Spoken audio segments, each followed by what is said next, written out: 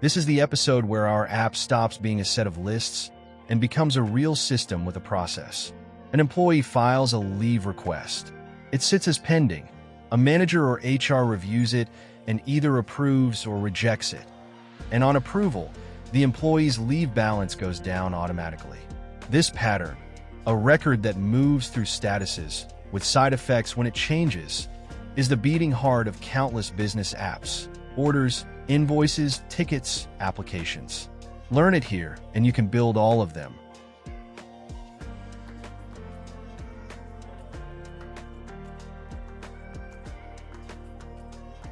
Generate the controller.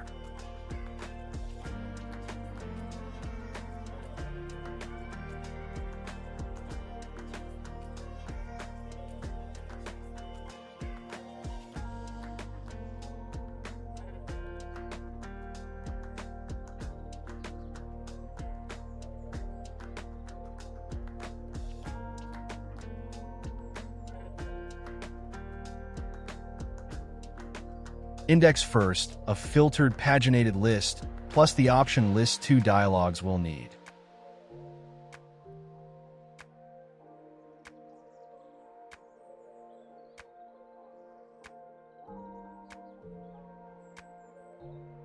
Eager loaded employee and leave type, so the table can print names without an N+1 and a single optional status filter. The tabs will build on the front end all funnel through this one-word clause. Now store. The method that files a new request.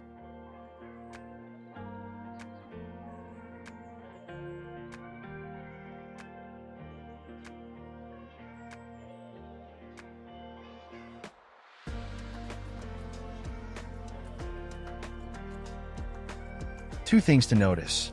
First, the rule, after or equal start date on the end date. The end of a leave cannot be before its start. That single rule prevents a whole class of nonsense. Second, and this is important, we calculate the number of days on the server. We take the start and end dates and count the days between them, +1, so a single day leave counts as 1. We do not accept a day count from the browser.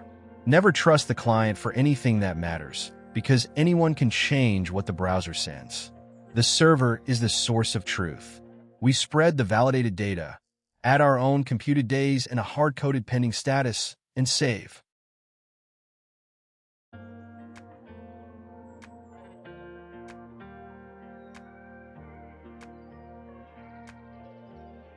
Approval is the crux. It does two things at once. It flips the request to approved, and it deducts days from a balance. When one action changes 2 tables, you must think about safety. What if the first change succeeds and the second fails? You would have an approved request with a wrong balance forever. The tool that prevents this is a database transaction.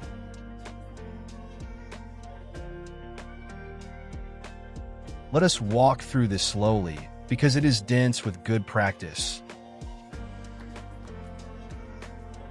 First, the guard at the top. If the request is not pending, we stop and return an error. This makes the action idempotent. A fancy word meaning approving twice does no extra harm. Without this, a double click could deduct the days twice. Guarding against "has this already happened?" is essential for any action with side effects. Next, DB transaction. Everything inside this function either all succeeds together or all rolls back together as if nothing happened. So updating the request and updating the balance become a single, indivisible action. If the balance update through an error, the approval would be undone too. For anything touching money or counts, a transaction is not optional. It is the difference between a reliable system and one that slowly corrupts its own data. Inside, we mark the request approved and record who reviewed it, when, and an optional review _note pulled straight off the request. An audit trail an approver can annotate even when approving. Then firstOrCreate finds the matching balance for this employee, this type, this year, or creates a zeroed one if somehow it is missing, using entitled_days and used_days both at 0 as the fallback. Remember, our 3-column unique rule from last episode guarantees there is at most 1 row to find. Finally, increment used days by the request days adds the approved days to the used count in a single safe database operation. Increment issues its own atomic SQL update rather than reading the value, adding in PHP, and writing it back, which matters if two approvals somehow raced each other. The employee's remaining days, that computed accessor, drops instantly everywhere. Reject is the same shape, minus the balance change. Same idempotency guard, same reviewer bookkeeping, same optional note, but no transaction because a rejection only ever touches the one row. No second table changes, so there's nothing to keep in sync.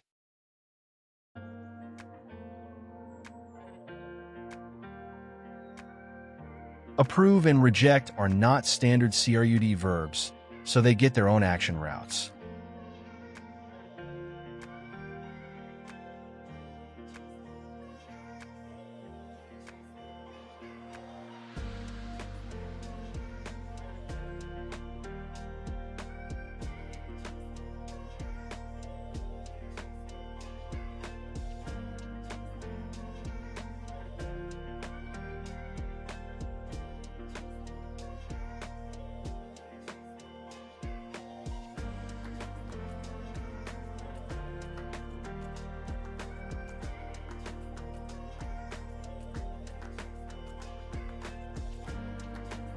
I recommend to realign the route groups here, since they were tied inside another group of admin and HR-only middleware. So I will take them outside that group and only be inside the auth and verified middleware group.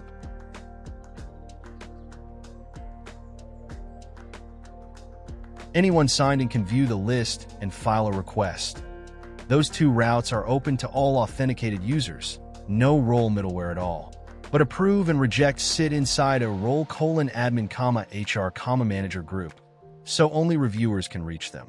Notice the readable route addresses, leave requests ID, approve, a verb tacked onto the resource. When an action does not fit create, read, update, delete, giving it a clear named route like this is the clean way to model it.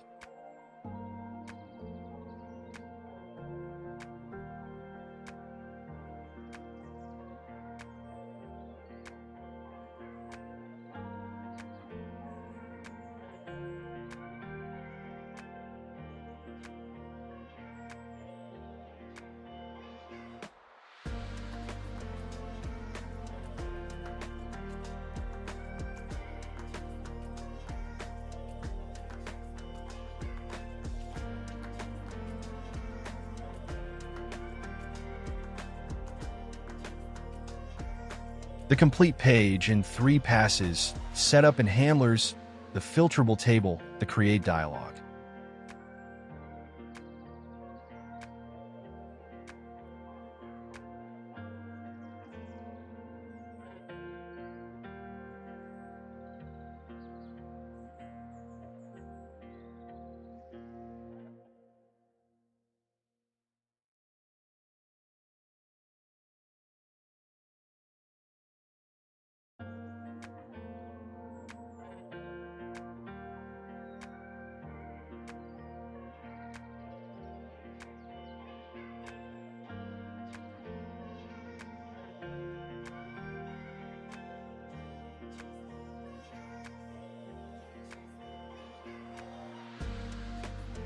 UsePage.props.auth gives us the logged-in user on every page because we share it globally on the server.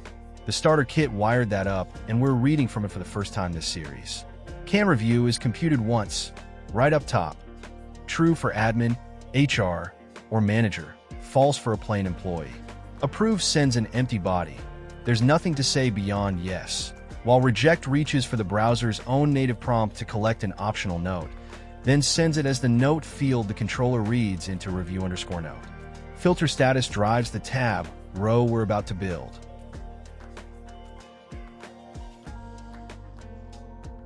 Now the render, header, status tabs, and the table.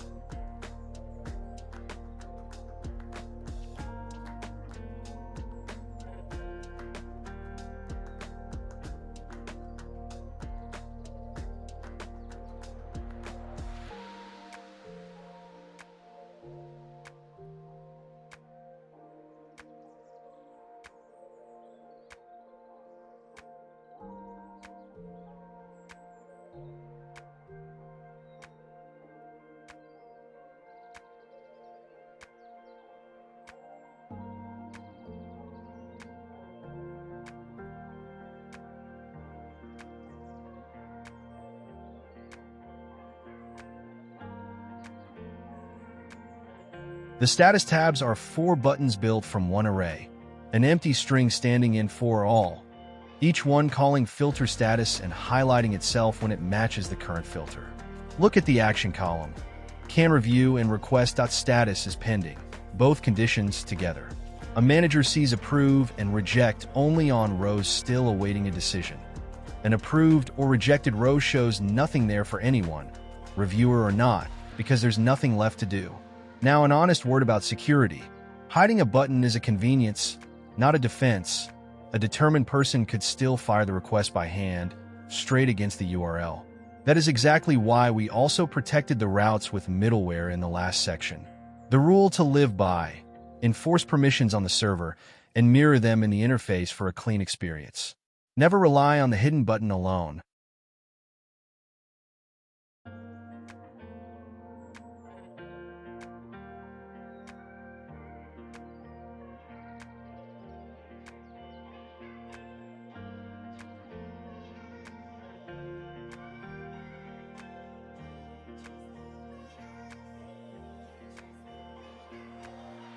All series source code is available at my GitHub repo.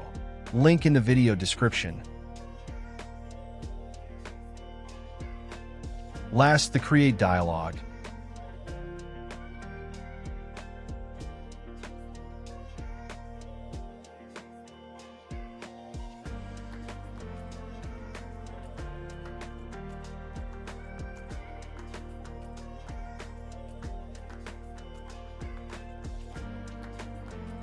Two selects, employee and leave type, a start in and date pair, and an optional reason. Nothing new here. The same field patterns we've built 4 episodes running. Notice this dialog has no separate edit form at all. Leave requests are filed once, and then only ever move forward through approve or reject. There's no edit a pending request feature, deliberately, because a workflow record isn't meant to be silently rewritten once it exists.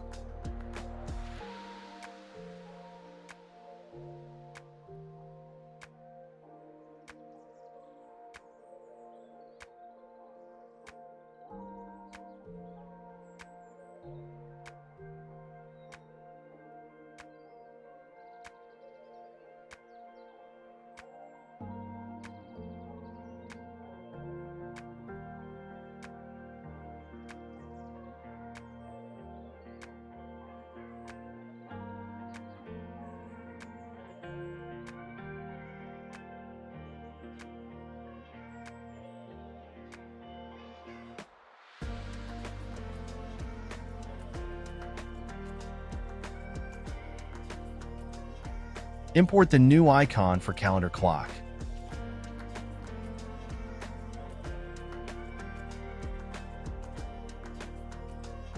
No roles key at all. Everyone signed and gets this link, matching the route group we just wrote, where index and store carry no role middleware. The approve and reject buttons are what stay gated. The page itself is open to all.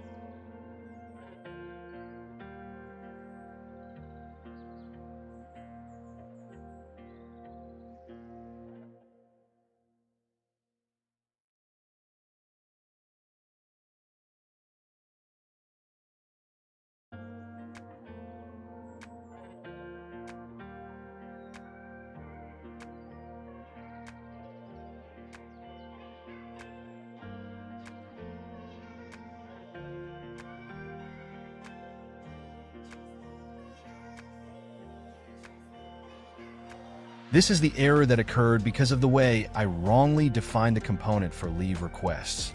I will correct this one first, since we cannot continue until this is resolved.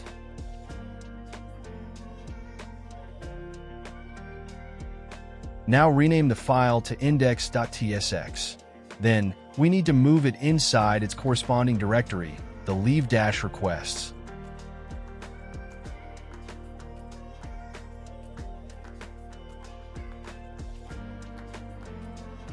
Now try to visit the page again.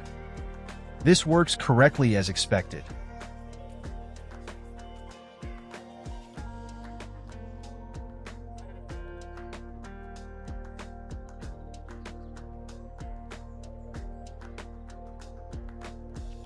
Let us prove it end to end. As employee at HR.test, I file 3 days of annual leave. It appears as pending with no approve or reject buttons on my own screen because I'm not a reviewer.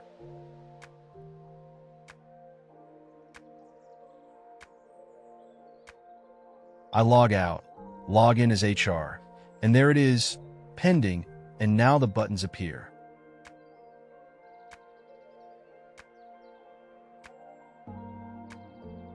I click approve, green toast. Now I open that employee's profile, and their annual leave balance has dropped by exactly 3 days. 1 click, 2 tables updated safely, the whole system consistent. That is the workflow pattern working exactly as designed. And the guard, try clicking approve twice fast, or reload and click it again on the same row. Nothing happens the second time. The server's pending check already caught it. The button simply isn't there anymore because the request re-rendered as approved. This was a Cornerstone episode. We modeled a status workflow, calculated the day count on the server instead of trusting the browser, and guarded both approve and reject, so either can only happen once. We wrapped the 2-table approval update in a transaction for all-or-nothing safety, used firstOrCreate and increment to adjust the balance, added custom action routes, and mirrored our server permissions in role-aware buttons, while being honest that the hidden button is convenience, not security. Next episode, we switch gears to attendance, clocking in and out.